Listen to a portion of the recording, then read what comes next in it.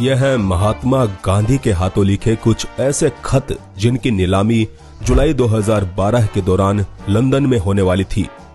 लेकिन इस नीलामी को रुकवाकर इन चिट्ठियों को भारत सरकार ने 7 करोड़ रुपए में खरीद लिया। भारत की सरकार ने उन चिट्ठियों को खरीदे थे 7 करोड़ के आसपास की रकम देकर के, और फिर इन्हें ऐतिहासिक दस्तावेज संभालने वाले विभाग में महफूज रखवा दिया। गांधी के इन खतों का जिक्र एक मशहूर अमेरिकी लेखक ने अपनी एक किताब में किया और इस किताब को भी भारत के कई राज्यों में बैन कर दिया गया। The Maharashtra government has decided to ban this book. दरअसल गांधी के लिखे ये खत एक सवाल खड़ा करते हैं। सवाल कुछ ऐसा कि क्या अपने जीवन के एक दौर में किसी पुरुष के साथ महात्मा गांधी के शारीरिक संबंध थे।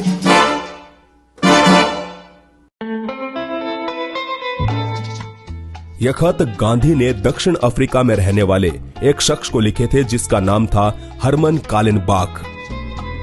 कालेनबाख एक आर्किटेक्ट और बॉडी बिल्डर होने के साथ साथ उस समय का एक धनवान व्यक्ति भी था।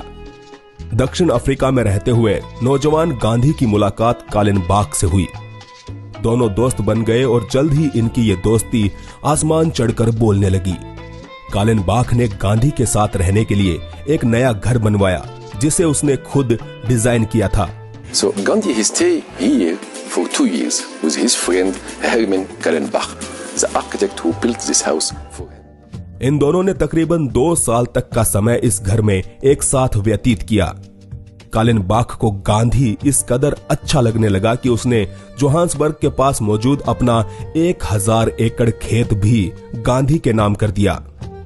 अब गांधीवादी लोग भले ही इसे महज दोस्ती का नाम दे, लेकिन खुद गांधी अपनी आत्मकथा में कालेनबाख को अपना सोलमेट यानी कि आत्मा का साथी बताते हैं।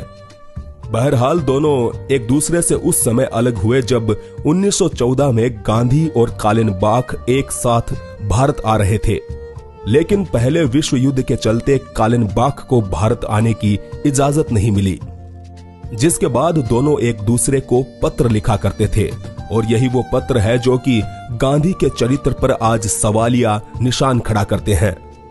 गांधी द्वारा लिखित इन प्रेम भरी चिट्ठियों का वर्णन लेखक जोसेफ लेलीवेल्ड ने अपनी इस किताब में बखूबी किया है, जिसके मुताबिक गांधी ने एक पत्र में लिखा कि तुमने मेरे शरीर पर पूरी तरह नियंत्रण कर लिया है और यह गुलामी मुझे हसीन लगती है। How completely you have taken possession of my body. This is slavery with a vengeance. दोनों इन पत्रों में वादा करते हैं कि वो एक दूसरे से इतना प्यार करेंगे जितना कि आज तक दुनिया वालों ने देखा तक ना हो।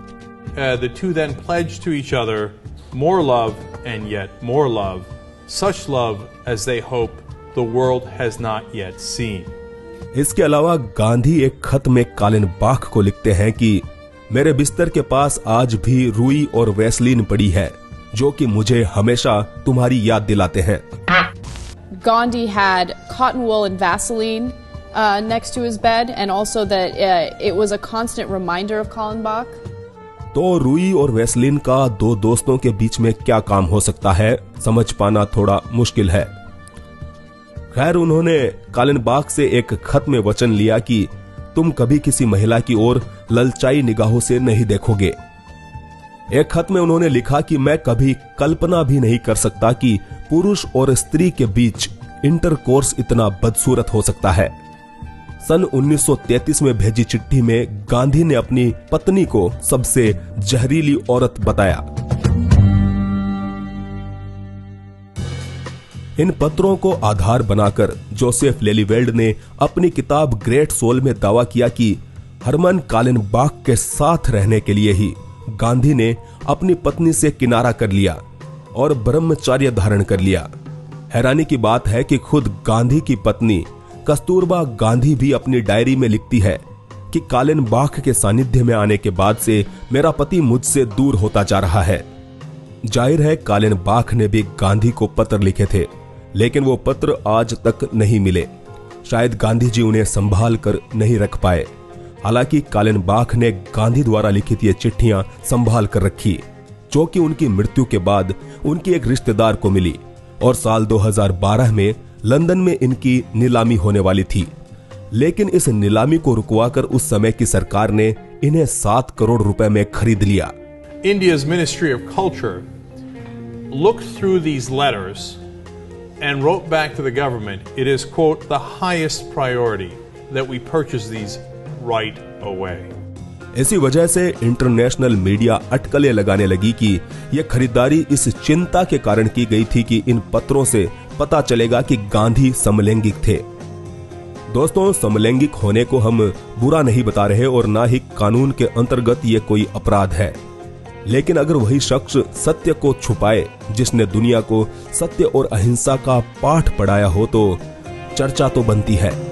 खैर, वीडियो अच्छा लगा हो तो लाइक जरूर करें, अपने दोस्तों के साथ शेयर करें और हमारे चैनल पर अगर आप नए हैं तो सब्सक्राइब करके जरूर जाएं। धन्यवाद।